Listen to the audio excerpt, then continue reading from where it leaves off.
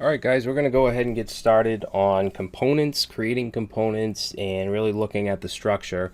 Now, what I'm going to do here is I'm going to run the application that we've already generated called Angular Apps. So I'm just going to cd into my projects and then Angular App. And then from here, I'm going to run ng-serve, and that's going to start the application. Now I'm going to be using the terminal within Visual Studio Code, but I'm not going to use it to run ng-serve because then it's going to be tied up and we're not going to be able to use it for other stuff. Alright, so later on when we do component generation and service generation, we'll be doing that from within the Visual Studio Code editor.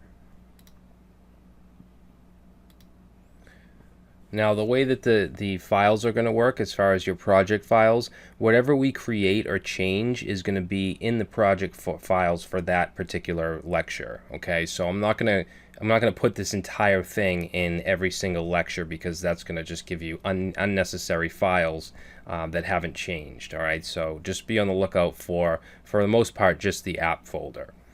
Alright, now since we have that running, we should now be able to go to localhost port 4200. So let's give that a shot.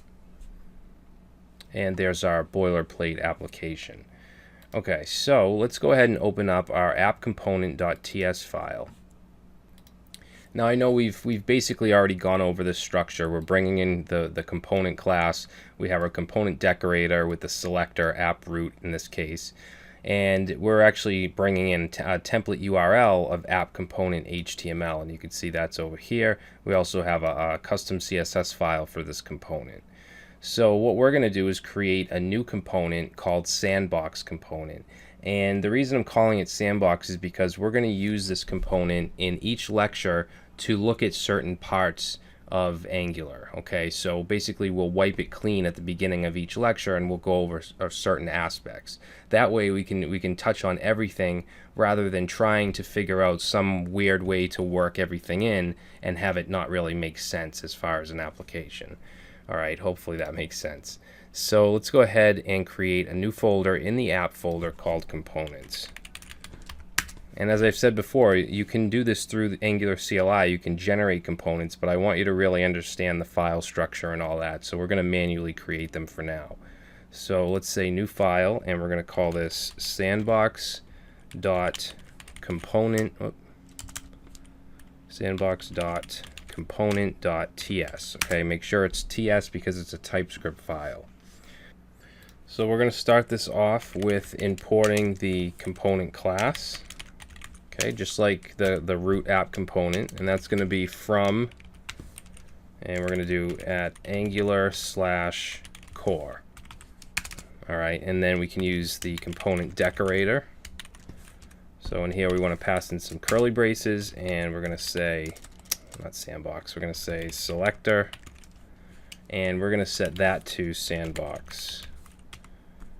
Alright, and then as far as the template, we're not going to use template URL. We're going to put the actual template here just so you guys can see it at the same time as looking at the class, so I don't have to go back and forth.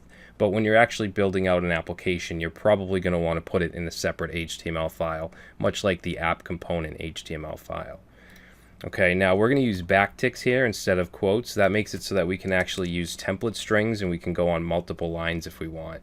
Okay, rather than using single quotes and then having to concatenate if we need to go on other lines. So in here, what I'm going to do is just put in H1, and I'm just going to say hello world. Okay, we're going to start off very, very simple. And then that's all we need for now. Down here, we're going to have to create our class. So let's say export class sandbox component. Alright, now when it comes to naming conventions, you're going to want to use Pascal case here, which is going to be starting with an uppercase, and then every word is going to begin with an uppercase. And this should kind of match your file name, only your file name is going to be, it's going to use dashes. So if this were two words like, I don't know, test sandbox.component, it would be test-sandbox here for the file name, but this would be test sandbox like that. Alright, hopefully that makes sense.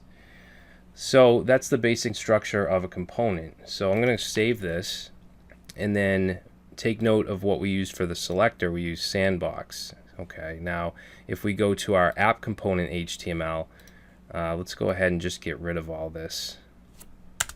And we're just going to put in sandbox, just like that, and save it. Now it's not going to work just yet, and let me just show you. I'm going to open up the console here with F12. Okay, so it's saying sandbox is not a known element. The reason for this is we didn't add this to ng module. Okay, remember I said whenever we create a component, we need to add it to the ng module, which is in the app.module file. So let's go ahead and do that. So we'll go to app.module.ts and we're going to import. Okay, we want to import the sandbox component. Okay, and that's going to be from. Now remember, we went into a folder called components, and then we're going to do slash sandbox.component. Go like that. So the dot slash just means look in the current folder and then into components. Now when we get into creating multiple components, you're probably going to want to put them in their own folder. So it would be something like sandbox slash sandbox component. But for now, we'll just keep it as is. And then we need to add that to the declarations, just like we did the app component. You can see we have some nice drop downs. It basically knows what we need to put there. So we'll go ahead and save that. And now if we go back, now we get hello world, and we get no errors in the console. Okay, so it's displaying that sandbox component. Now we can still put content in the root component if we want. So if we went right here and we said, actually, let's just put a paragraph, and we'll just say hello from Angular, and we'll save that, and we get hello from Angular. So this is coming from the root component. This is the sandbox component that is embedded inside of the root component. So that's going to do it for this video. You can check your project files. You should have everything that we just did in those files. And then in the next video, we're going to look at data binding and string interpolation.